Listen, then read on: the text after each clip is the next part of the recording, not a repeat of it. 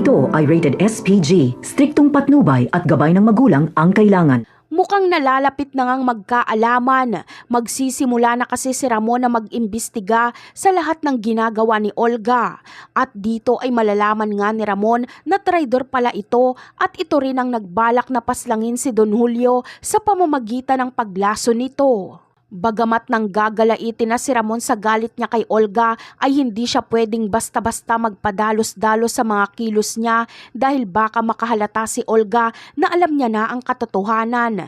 Kaya pasikreto nga munang pagpaplanuhan ni Ramon ang mga dapat niyang gawin kay Olga at kailangan niya din munang malaman ang mga iba pang binabalak ni Olga laban sa kanya. Dito na nga niya magagamit si Atty. Vera.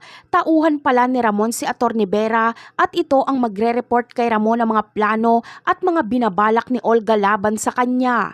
Sa ngayon ay paglalaroan nga ni Ramon si Olga sa kanyang mga palad katulad ng ginawa sa kanya nito na paikutin siya sa kasinungalingan na anak niya pala ang hinarap nito sa kanya na si David ngunit hindi pala. Si Atty. Vera nga ang magiging alas ni Ramon para magawa niya ang lahat ng paghihiganti niya kay Olga, pati na rin kay David.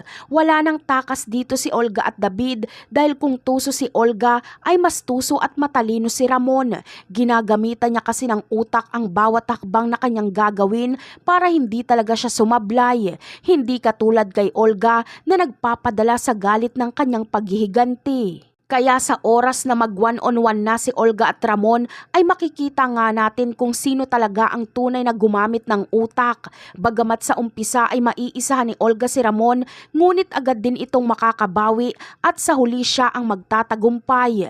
Dito na magtatapos ang maliligayang araw ni Olga dahil hindi na siya hayaan pang mabuhay ni Ramon, gayong inamin niya na rin dito na siya mismo ang pumaslang kay Mokang. At yan ang ating aabangan. Bye!